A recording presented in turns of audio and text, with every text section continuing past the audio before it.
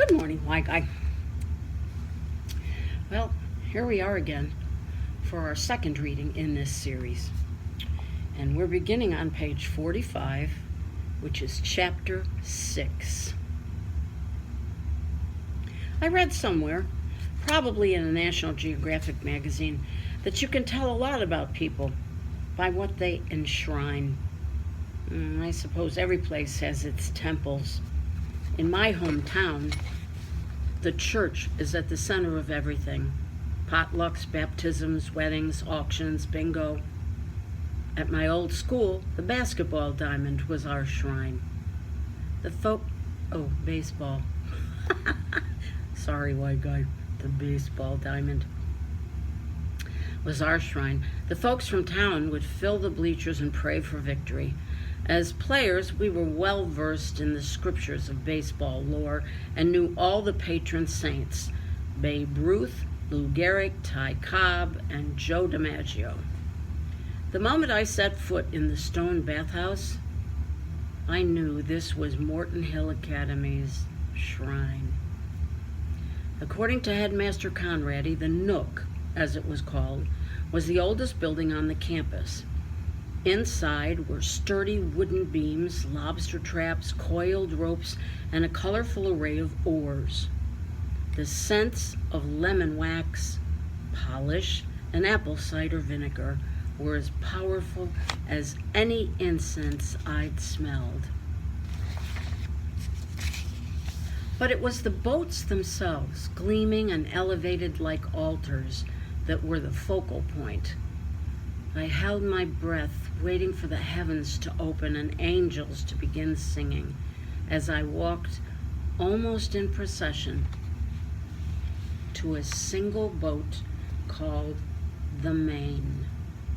It was in the center and seemed to hold the place of highest honor.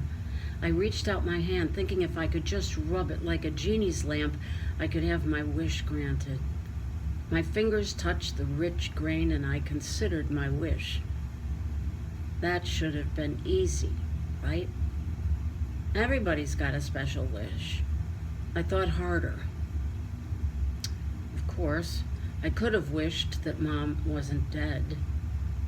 I could have wished that my dad wasn't in the Navy. I could have clicked my heels together 3 times and wished myself back in Kansas. But I knew none of those wishes would come true. Letting out a sigh of defeat, I realized that I didn't even know what to wish for. I looked down at the sweetie pie with scorn. Her tired frame and half-split oars seemed to reflect my own shabby state. I was too stubborn to ask the other boys for help, so I'd had to hoist and tug and even drag her back to the boathouse myself. I pressed my hand to the rich wood of the Main and let out a breath. It was a little wish, and I knew it didn't count for much in the great scheme of things. But it was all I could muster. I wish I had a better boat. Then I heard a noise and drew back.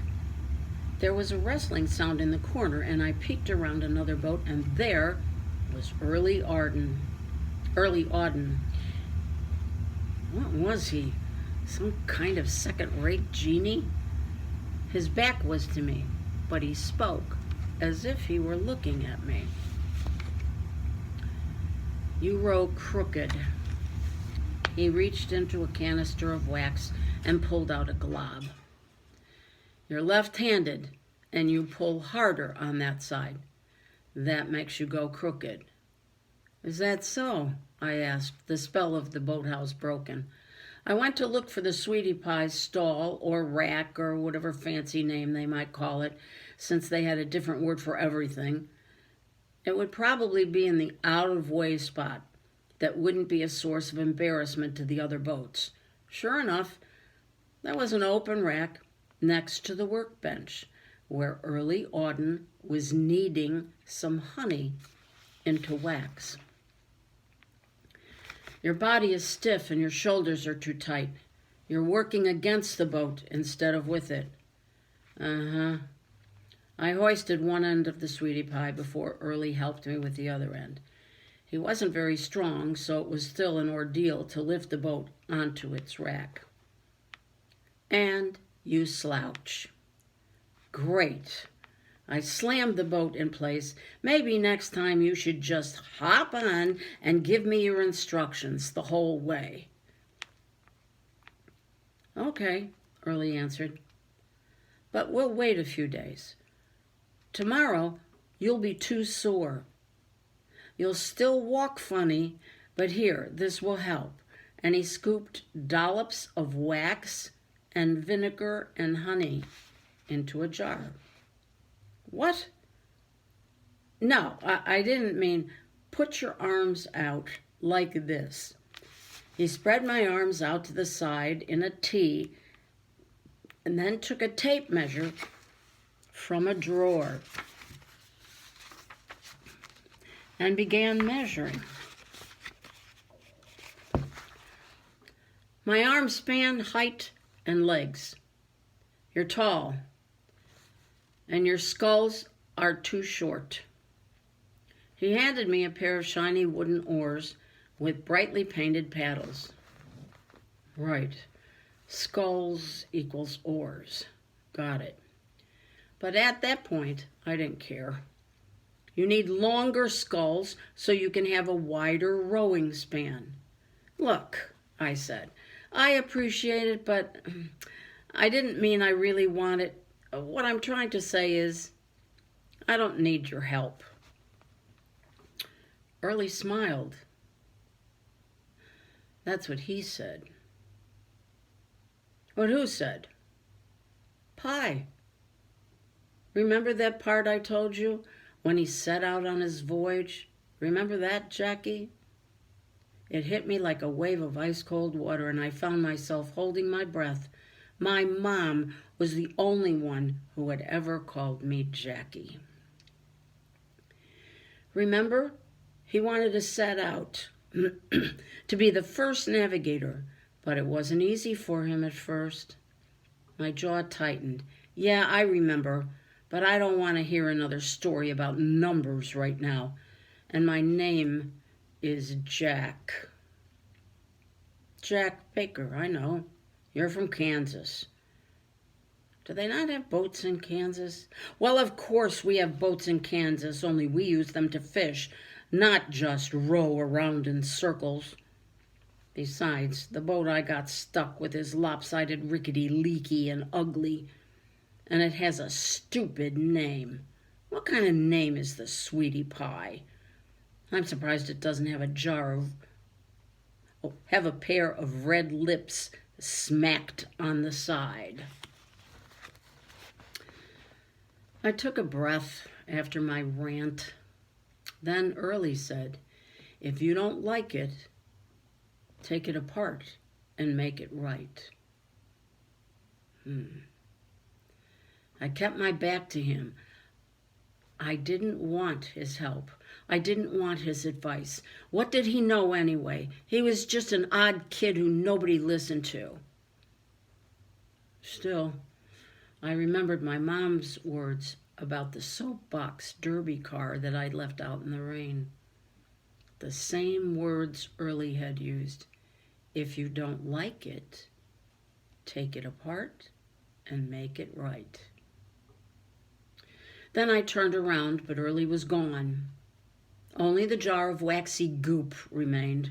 My muscles were already starting to tighten up, but I didn't need Early's help, so I headed back to the dorm to get ready for class, leaving the jar in its place. I woke up the next morning and I could barely get out of bed.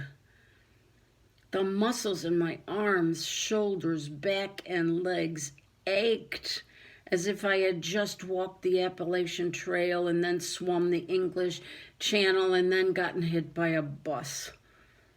It even hurt to open my eyelids, but I did it. And that's when I saw the jar of honey-colored ointment on my desk. I sat up and tender-footed my way across the cold tile floor and reached for the jar. Opening it would be another matter. My hands had been clenched so tight on the mismatched oars of the sweetie pie throughout my zigzag course of the day before that now they felt the way my Grandpa Henry's gnarled arthritic hands looked and how they must have felt. But I made them clamp on the lid and twist. The smell was shifty. It wharfed up first as honey, then snuck up on me with a stiff vinegar and menthol punch. I quickly put the lid on to keep the odor at bay, and after a painful and fairly awkward trip to the bathroom, I went back to my room and thought about whether or not to use Early's ointment. Reasons for using it. Early said I'd still walk funny, but it would make me feel better. And the smell would keep vampires away. Reasons against. I'd stink to the high heavens, and the smell would keep everyone else away from me.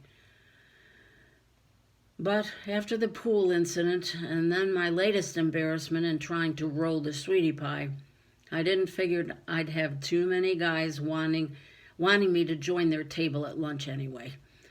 So I stuck my fingers in the goop jar and applied it to my sore spots, which pretty much covered my whole body. Then I put on my khaki pants and blue Oxford shirt and walked out of the dorm to brave the sniffs and snorts of the students of Morton Hill Academy. Okay, why guy, that's the end of chapter 6, and it's page 50, so that we know where we are and where we will begin the next time. We'll be starting with chapter 7, of course. Okay, that's it for today.